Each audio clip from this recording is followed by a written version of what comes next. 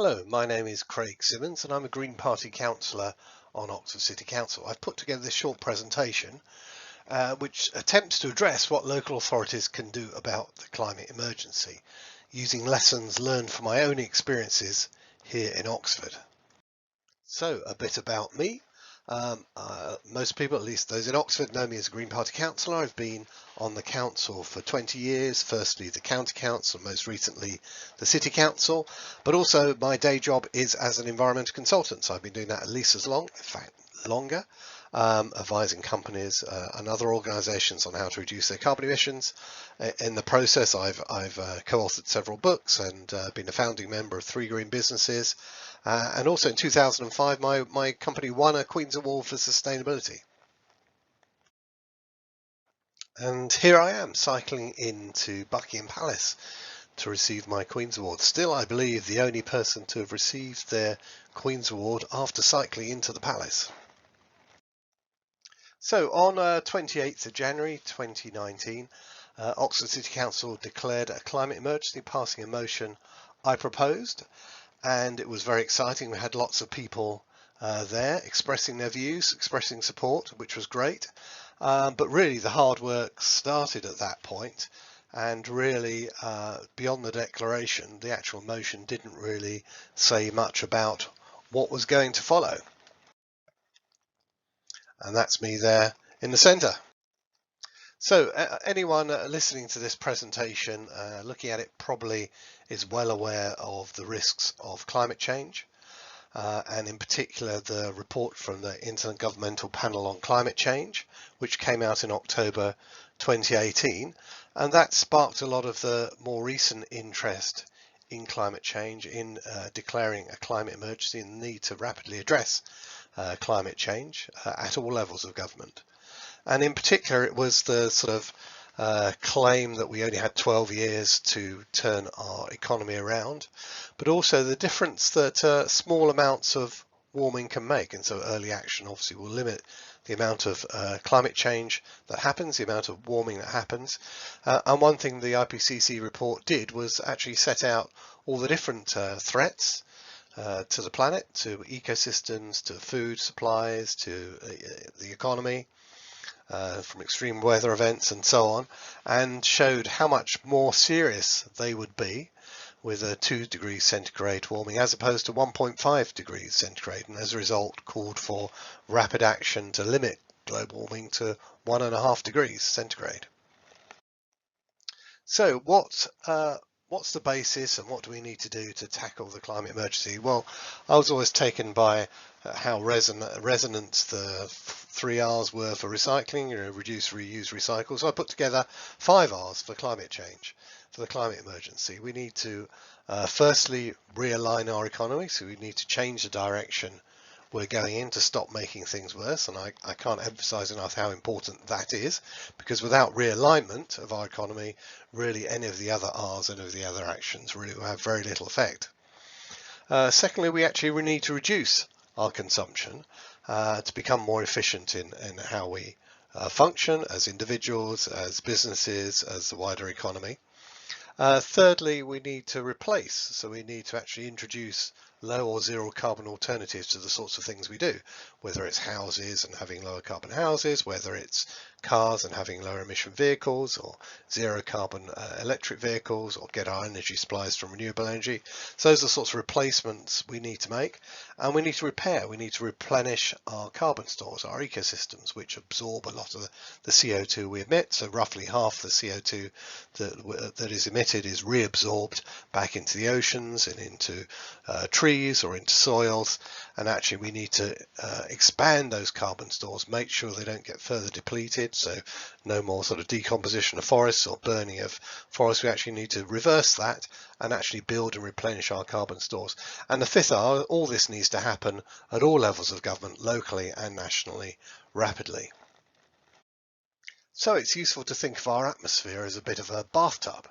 So greenhouse gases from the economy and nature are poured into the bathtub, and the bath will just keep filling, the atmosphere will keep filling with greenhouse gases unless they're removed by the plug hole in this case. So the larger the plug hole, the more the greenhouse gases will diminish. So roughly at the moment, the size of our tap is twice the size of our plug hole. So of every sort of 2 tons of CO2 that gets pumped into the atmosphere, only about 1 ton is removed by nature. So applying the sort of 5 R's, we need to realign our economy, stop opening the tap further. We need to reduce and replace, become more efficient and use less energy. And that way it's really about starting to close the tap, and we need to restore our ecosystem, so increase the size of the plug hole. So what does this mean for us here in Oxford, or indeed any authority? Well, firstly, Oxford at least, we have to recognise that it has a strong low carbon economy. Academics, community groups, not-for-profits and businesses, and many other areas have similar sort of emerging businesses that are really committed to creating a low carbon economy, or creating products or services to support the low carbon economy. But we also need to recognise that in many parts of the country also very strong competing interests, so pressures to grow, so pressures to build more housing, to build over more land, to accommodate more traffic, and local authorities such as Oxford very much sit in the middle, and they struggle to balance those two competing interests. So what does all that mean? And going forward, I'm quite taken by Carl Sagan, who said you have to know the past to understand the present. So let's look at Oxford's historical emissions. And you can see that, and I've baselined it here, so the year 2005 represents 100 units. And you can see that actually, up to about 2016, where we have data, and this is using government data, you can see that Oxford appears to have done very well, appears to have reduced its emissions by around about 30% over the last decade or so. And if it continued at that rate of reductions, we would actually achieve carbon neutrality around about 2035, 2040. But policies of the city and many other areas are to incrementally reduce emissions by a proportionate, and in our cases we're roughly reducing emissions around 2.9% a year, and that would lead to a very long tail, and we wouldn't reach carbon neutrality to well gone 2050. So on the face of it, this looks like some good news. If we can continue the absolute level of reductions that we have achieved over the last decade, we will start to achieve carbon neutrality by 2040. But of course, it gets more difficult as you reduce emissions. So in this sense, the past is no predictor of the future, but it's a useful indicator. But then if you start to look at the purple line, which I've just added, which is the average UK local authority emissions, suddenly Oxford looks like just a fairly average authority. We've just actually reduced our emissions about the same as every other local authority, at least the average of every other local authority in the UK. And there's a reason for that, is that actually when you look at why emissions have reduced, you find that it's not really the local authority that's been active. It's actually national policy, where the grid has been decarbonised, the electricity grid has been progressively decarbonised, and the vast majority of those changes have been a result of grid decarbonisation, which, as we all know, can't continue at the current rate. We will certainly get more benefits as the grid further decarbonises, but we have other uses of fuels where electricity isn't an obvious replacement, for example, for fuels for heating, fuels for transportation, fuels for industrial processes. So we have our work cut out, and really it's not going to be easy at all to continue on with the current levels of reductions we've seen in the past. But then let's turn to the advice to government from the excellent Committee on Climate Change, who advises the government on its carbon track record and what to do going forward. And it, these are the 4 simple low-cost options that they recommend government should do. And it's interesting, if you look at every single one of them, these are all things that local authorities can do, of course assuming that they have the funds. So what are these 4 simple, low-cost options that the Committee on Climate Change recommends? Well, it recommends more renewable energy. Of course, that's something that can be contributed to, at least at a local level. Solar panels on buildings is one obvious example. Secondly, the Committee on Climate Change makes the observation, which is, I think, will be very shocking to most people, that homes are no longer, existing building stocks are no longer being insulated at the rate they were some time ago. So we're actually 7 years ago we were insulating almost 20 times more buildings than we are now. So we have a huge housing stock which is very inefficient, and we need to improve insulation rates. Again, this is something local authorities can do, as well as, of course, setting standards for all new developments. We mustn't make the problem worse, the realignment. Also, tree planting, that's something which is done very local by parks departments around the country. And recycling of food waste. Again, if food waste isn't recycled, it ends up often in landfill where it produces methane, which is obviously a very potent greenhouse gas. And the more we can recycle food waste, the massive disproportionate reductions we'll have in greenhouse gas emissions. So all these are 4 simple low-cost options that the Committee on Climate Change recommends, and these are all things that local authorities can influence or deliver upon. So, as I said earlier, it's all about the money. Do local authorities have the money necessary to implement these measures? It's all worth saying a bit. We're in an age of austerity. What can we do? So we actually, the Greens actually ran a cross-party climate emergency participatory budgeting exercise in advance of the City Council's own budget meeting, and actually we limited it to the capital budget for a number of reasons. One, to keep it simple for people unused to local government finance, but also because, you know, what a lot of those initiatives need is capital investment. So we asked members of the public, members of political parties, and we got a relatively good number. What items would you cut, as well as what would you spend the money on? And we didn't constrain them as to what they could spend the money on. Obviously, it needed to be things council could influence, but it could be things to lower the council's own emissions, or indeed city-wide. And we got a very short notice. We only had a little bit of time before after the climate emergency motion was passed and before we had our budget meeting. We got about 50 people together, again representatives from Labour Party, Greens and Liberal Democrats, and asked them, and we introduced the budget to them, and then they worked away in groups, and this is actually sitting in our council chamber, working on what things they felt they could do, what items they wanted to cut, and then what they would spend that money on. And we got some really excellent ideas. And we actually wrapped all those items up and put them into a green budget amendment. And what we ended up doing was diverting £5.4 million from expansion of our park and ride sites, on the basis that those were car-based infrastructure, and all the evidence shows that park and rides actually attract more traffic, undermine local bus services. And there are a number of other local reasons why it didn't make much sense.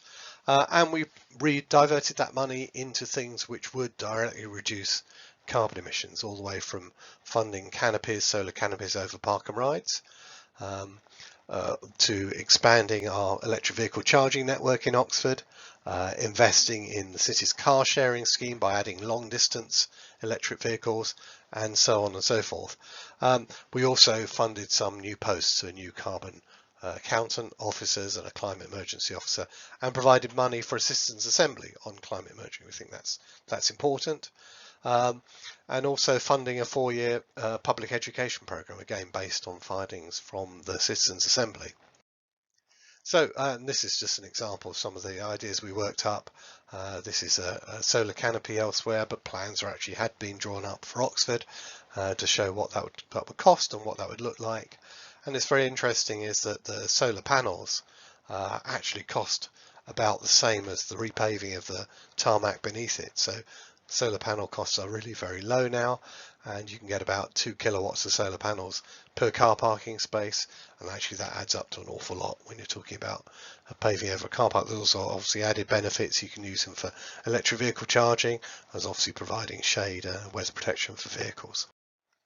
This is the sorts of things. We already have some short distance electric vehicles in our local car club, and we felt that it was a good idea to invest, and one of the ideas that came out of the participatory budgeting exercise, to actually invest in some long distance electric vehicles to actually provide a good mix of vehicles for people to use and rent. Obviously, one of the reasons people don't rent more of the electric vehicles is their restricted distance. And here's some examples of buildings that are currently being built in Oxford. Unfortunately, not to the highest environmental standards, but we'd like to build far more buildings like BedZ in London, which I was actually involved in, which are zero carbon, well over a decade old now, but they were zero carbon from day one, and actually contributing energy to the grid. And of course, you know, a great anti-poverty measure, they're zero bills houses. No one has any energy bills who lives there. So what are the priorities going forward? So what are the priorities for the Greens, and what are we trying to do at the council level? So these are what we're trying to do. We're trying to continue to push forward some of those ideas in the Green Budget. We're setting up, hopefully, a climate emergency scrutiny review group, and that's a process within an internal council process whereby new ideas and new policies can be discussed and created and then formed into recommendations which are given to the administration of the council, and I hope that they will adopt some of them. But it's a good way of sort of cross-party working and trying to develop ideas, but you can bring experts in to ask their advice, you can get some officer support on things, start to cost things up. So it's actually a good way of working up a broader plan. We need to ensure that citizens' assembly happens. At the moment it was in the motion, but it doesn't look like at the moment there's much funding or support for it, but we need to make sure that actually happens as council voted for it. We need to push as part of this whole process for a zero carbon target. That wasn't part of our original motion, unfortunately, but we're hoping that we can get support for it. And we need to look at our local plan. So we have an Oxfordshire 2050 plan, which looks at the growth of the county up until 2050, and this includes very, very little about climate change, which is quite shocking. We need to make sure during the consultation process that that's changed, and we really focus the whole plan about delivering a low carbon economy. Also, Oxford City has its own local plan, and which controls things like housing standards, and we need to make sure that all new homes are zero carbon.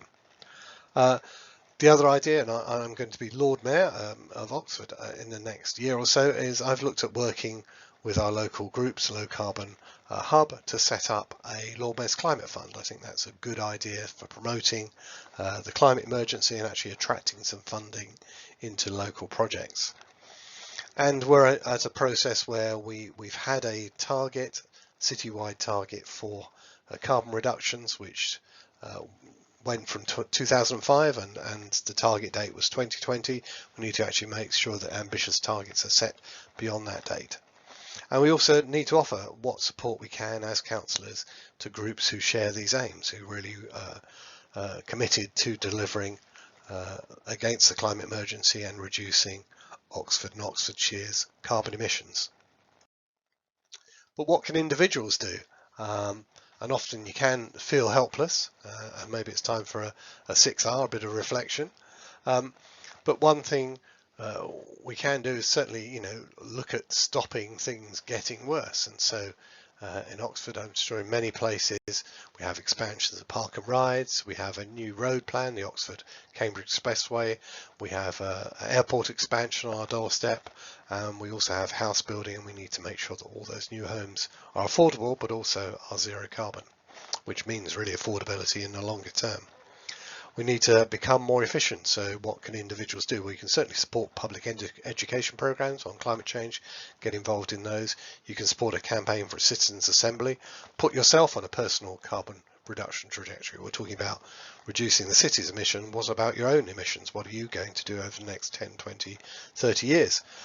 You need to make a noise, keep a climate change in the press and the social media, speak out at elections, vote at elections, and vote for candidates that are going to commit themselves to supporting a climate emergency and actually acting on the basis of that declaration. And also, as you can do a lot now by avoiding unnecessary energy use, travel and consumption, and get better at recycling. So replace, well, we need to introduce low and zero carbon alternatives, and you can promote local initiatives. So we've got one here in Oxford, Low Carbon Hubs, a new retrofit service where houses can be retrofitted to make them more energy efficient. We're a pilot project for government, and there are other areas that have also been selected for pilots, but lobby for one in your area. We need to invest in renewables. If you're lucky enough to have money sitting in the bank, investment in renewables is actually far better return than bank interest rates. Buy renewables if you're able to, for your own properties. Support electric vehicles. Find locations for charging points. Even if you don't have your own electric vehicle, look for locations in your communities where you can have more charging points. One of the big barriers at the moment is the planning process. So even where there is money for electric charging points, it's quite difficult to find places where they can conveniently go. So look for places near you and mention them to your local council. Promote, if you have a car club, promote electric vehicles in that car club. Reduce your own household waste, and particularly food waste. And critically, really evaluate everything you buy from a climate perspective. When you're buying some new device, make sure it is the most efficient it can be.